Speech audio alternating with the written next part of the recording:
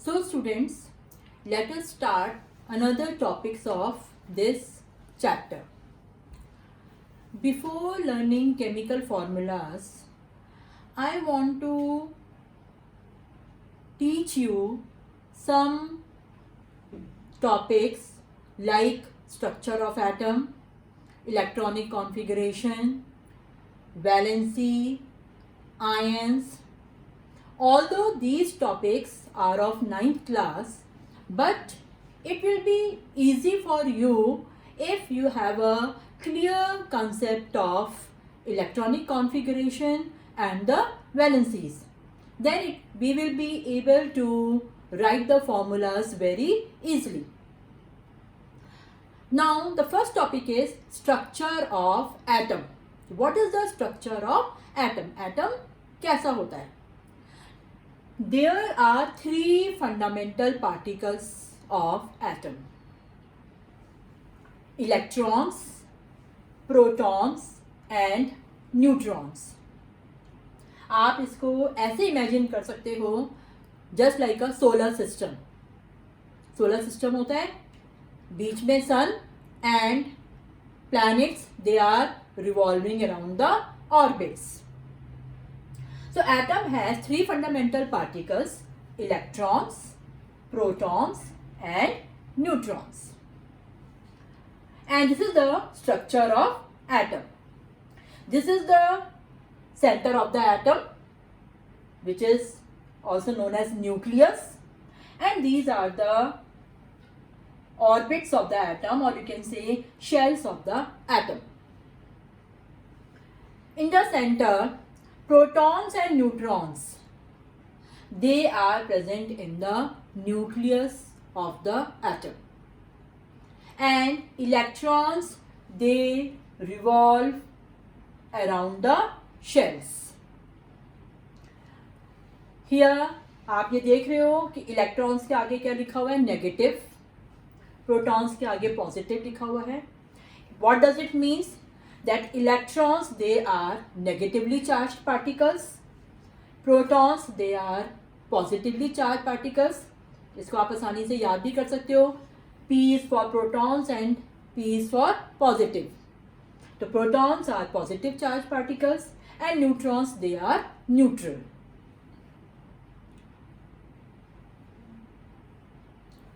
Now let us again revise structure of atom. See here, this is the nucleus of the atom. Nucleus contains protons, P plus and neutrons, and these are the shells of the atom. There are four shells. They are named as K shell, L shell, M shell and N shell, KLMN. And electrons, they revolve around these shells. Just like this, see the picture. This is positively charged nucleus. First shell, one नाम यहाँ पे 1 दिया हुआ है. First shell is K shell. Second shell is L shell. Third shell is M shell.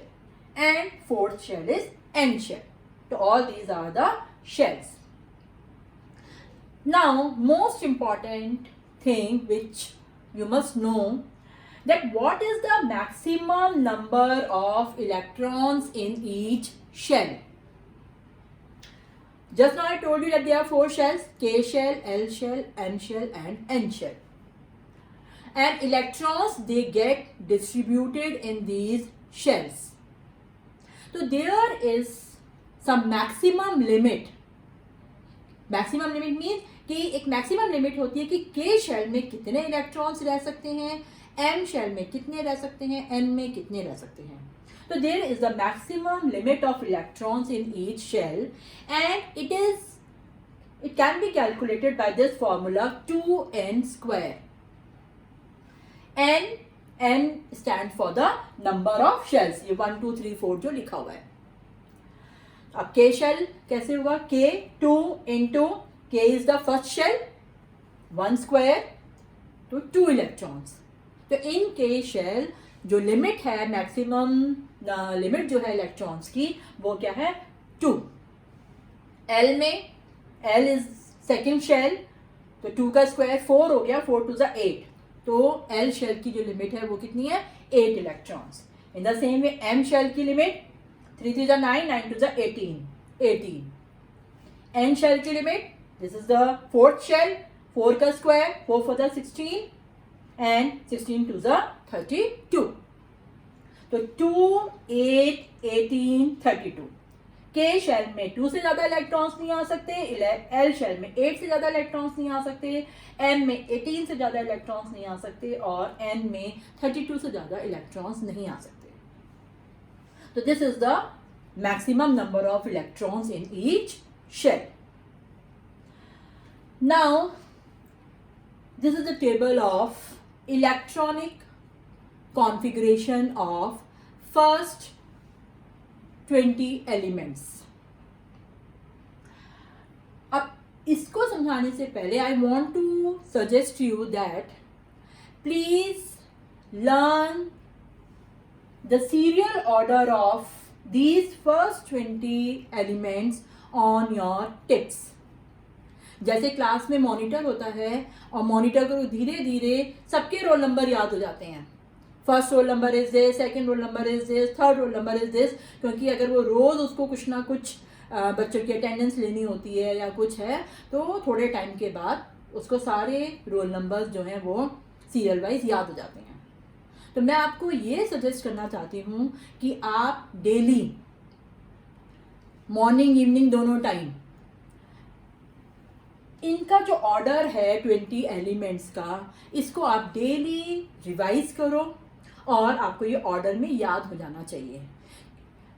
क्यों order में याद हो जाना चाहिए? ये इसलिए ऑर्डर में याद हो जाना चाहिए कि जो इसका जो ऑर्डर है, this is the atomic number of these first 20 elements, and if we know the atomic number, we can easily distribute the number of electrons in these shells. अब आपको मैं खुद टिप्स पे सारा ऑर्डर सुनाती हूँ without seeing this table. Hydrogen, helium, lithium, beryllium, boron, carbon, nitrogen, oxygen, fluorine, neon, sodium, magnesium, aluminium, silicon, phosphorus, sulphur, chlorine, argon, potassium, calcium. तो इस तरह से आपको ये ऐसे टिप्स पर इनका ऑर्डर आपको याद होना चाहिए। Now let us learn how can we do the electronic configuration of these first 20 elements. ये देखो लिखा है hydrogen, helium, lithium, beryllium, boron, carbon, nitrogen, oxygen, fluorine, neon, sodium, magnesium, aluminium, silicon, phosphorus, sulphur, chlorine, argon, और उसके बाद potassium और calcium भी आता है। Now let us study one by one. Hydrogen is the first element of the periodic table, and you know there are 115 elements which are discovered till now. अभी तक 115 elements जो हैं वो डिस्कवर हो चुके हैं, and hydrogen is the first element. Symbol H, atomic number वो serial order में हो गया 1 2 3 4 5 ऐसे करके, it's atomic number is 1। We will not see this part because this is not in your syllabus and this whole is also in 9th class, लेकिन फिर भी थोड़ा सा आपको ये पता होना चाहिए। अब आप देखो एटॉमिक नंबर क्या है 1 है एटॉमिक नंबर, इसका मतलब कि इट हैज ओनली 1 इलेक्ट्रॉन, तो 1 इलेक्ट्रॉन इसका कौन से शेल में आएगा? के शेल में आएगा। Now there is one more term, valency. Valency क्या होती है? Valency is the combining capacity of an element with another element. What does it mean? कि जब हाइड्रोजन किसी के साथ, किसी दूसरे एलिमेंट के साथ अपना कंपाउंड बनाएगा, तो फर्स्ट ऑर्बिट को पूरा करने के लिए या फर्स्ट शेल को पूरा करने के लिए how many electrons are needed? Only one electron is needed. So it's अच्छा, जब कंपाउंड बनता है, अभी इसको हम आगे के टॉपिक्स में करेंगे, तो when two element they combine together, तो वो क्या करते हैं? There is giving and taking of electrons. आपस में कंपाउंड बनाने के लिए वो अपने इलेक्ट्रॉन्स को या तो देते हैं उस दूसरे एलिमेंट को या उससे इलेक्ट्रॉन्स लेते हैं. Then they form the compound. So here only one electron is present and it needs only one electron to complete its orbit, क्योंकि K में 2 ही इलेक्ट्रॉन्स आ सकते हैं, तो इसलिए इसकी वैलेंसी क्या हो गई? 1 हो गई. हीलियम सिंबल, आपको ये सिंबल्स भी लर्न हो जाने चाहिए. एंड सिंबल्स बेटा आप बच्चे क्या गलती करते हैं कि कैपिटल लेटर्स में लिख देते हैं. सिंबल्स में जहां कैपिटल है वहां कैपिटल होना चाहिए, जहां स्मॉल है वहां स्मॉल होना चाहिए.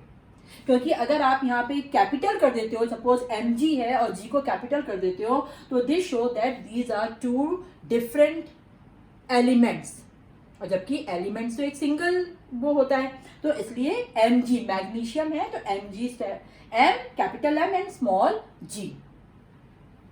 Now in helium 2, here 2 electrons are present in K shell. It means its orbit is K shell is complete. इसको किसी इलेक्ट्रॉन की जरूरत नहीं है, ना ये देगा ना ये इलेक्ट्रॉन लेगा. सो इसकी वैलेंसी क्या हो गई? 0. Lithium Li3. अब हम इसको ब्रेक करेंगे क्योंकि हमें क्या करना है? 3 configuration. We are doing electronic configuration. Configuration means distribution of electrons in these shells. ये configuration का मीनिंग होता है. तो 3 है तो K शेल में 2, क्योंकि 2 से ज्यादा नहीं आ सकते, और 1 किस में आ गया? फिर 2 + 1 3 करना है हमको, तो L शेल में क्या आ गया? 1 आ गया. अब L शेल में कितने इलेक्ट्रॉन्स की लिमिट है? 8 इलेक्ट्रॉन्स की लिमिट है. तो जब लिथियम कंपाउंड बनाएगा तो ये क्या करेगा? अपना जिस एलिमेंट के साथ ये कंपाउंड फॉर्म करेगा तो अपना 1 एलिमेंट ये उसको डोनेट कर देगा. तो जितना एलिमेंट वो डोनेट करेगा, this is the valency of that element. For example, एक और मैं आपको एग्जाम्पल देती हूँ कि suppose they are 2 elements, 2 elements हैं, या क्लास में जब 2 फ्रेंड्स बैठते हैं तो आप इसको ऐसे समझो कि एक बच्चे के पास 7 पेंसिल्स हैं और एक बच्चे के पास 1 पेंसिल है. अब टीचर ने ये बोला उन दोनों बच्चों को कि दोनों में से कोई भी मुझे 8 पेंसिल्स करके दो.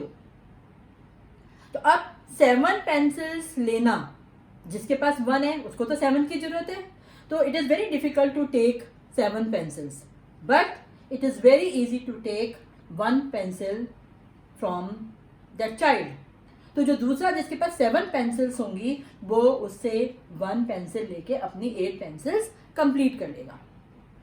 तो एक डोनेट करता है और एक गेन करता है, तब कंपाउंड जो है वो फॉर्म होता है. तो सिमिलरली इन दिस क्या होगा कि इसको क्योंकि 7 चाहिए, तो जब ये किसी एलिमेंट के साथ अपना कंपाउंड बनाएगा तो it is very difficult to take 7 elements. तो ये क्या करेगा? It will donate 1 electron, and so the valency is 1. Beryllium इसी तरह से सब में चलते जाएंगे हम. बेरिलियम 4 हो गया. अब इसका कॉन्फ़िगरेशन क्या हो गया? 2 के शेल में, 2 एल शेल में.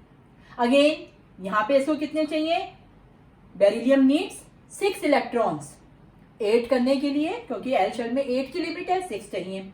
अब ये क्या करेगा? अपने 6 लेना मुश्किल है, it will give its 2 electrons, तो here its valency is 2. Boron atomic number 5, इसको हम शेल्स में ब्रेक करेंगे, तो 5 को ब्रेक किया, 2 in K shell and 3 in L shell, तो ये हो गया 5 हो गया। अब 3, अब इसको कितने चाहिए, 5 चाहिए इलेक्ट्रॉन्स अपना शेल पूरा करने के लिए। 5 लेना भी मुश्किल है, तो it will again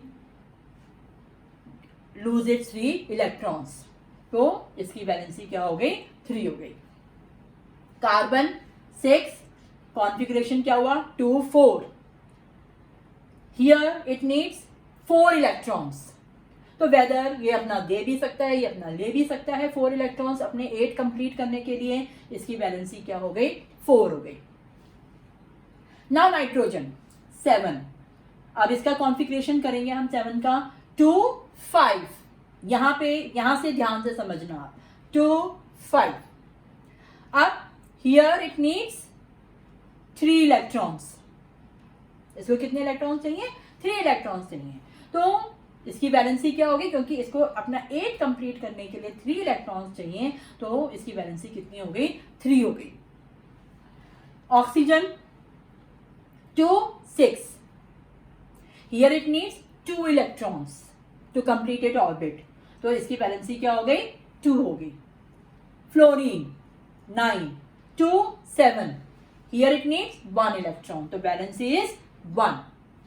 10 neon 2 8, here its orbit is complete, L shell is complete, तो इसको किसी इलेक्ट्रॉन की जरूरत नहीं है, इसकी वैलेंसी क्या हो गई, 0 हो गई इसकी valency. Sodium Na, symbol is Na, 11 2 in K shell, 8 in L shell, and 2 or 8 10 हुआ, and it needs only it is having only 1 electron in M shell, तो इसकी अब when जब ये कंपाउंड बनाएगा तो ये अपना या तो 1 इलेक्ट्रॉन दे देगा, और so its valency is 1.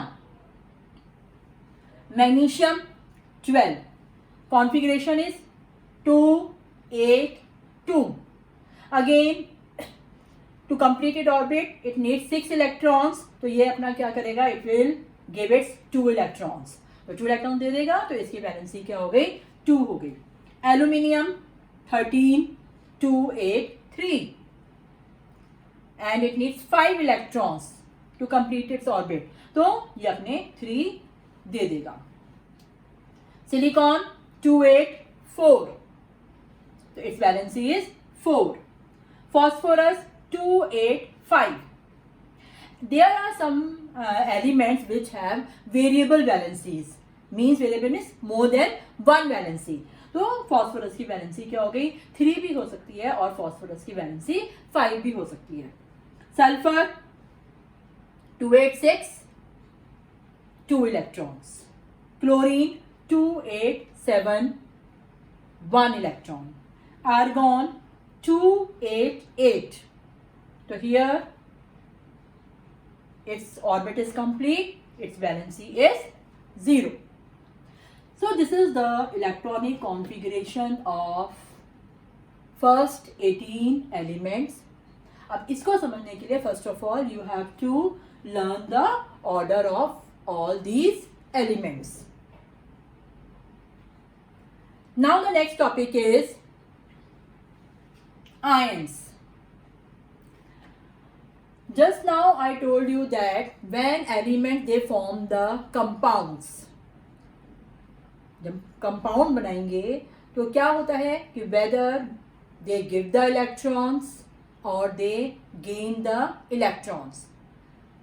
So during the formation of compound, when the element which gains the electron, तो उसके ऊपर जो चार्ज ले जाता है that charge is negative charge, and the element which gives the electron, उसके ऊपर लग जाता है पॉजिटिव चार्ज। जो डोनर होता है उसके ऊपर पॉजिटिव चार्ज होता है और जो गेनर होता है उसके ऊपर नेगेटिव चार्ज होता है। And when they and these element they become the charged particles, उस टाइम पे these are not the elements, they become the charged particles. So when the element they become the charged particles, they are called ions. An atom or a molecule that has gained or lost one or more of its electrons and so has a positive or negative charge, they are called ions. Positively charged particles, they are called cations, and negatively charged particles, they are called anions. Now, this is the table of valencies of all the negative radicals. ये जो chart है ये पूरा ये negative radicals जो है उनकी valency का है बेटा. यू हैव टू, ये जो आप इसकी जो वैलेंसीज पढ़ोगे, this you will study in higher class कि कैसे इनकी वैलेंसीज आती है.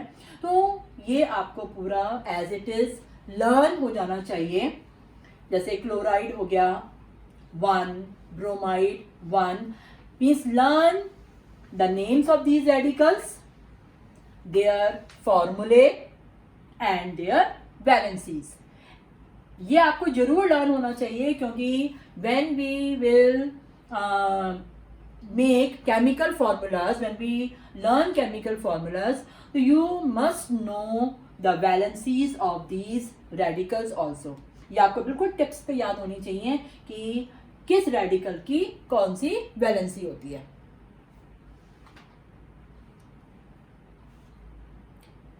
Thank you.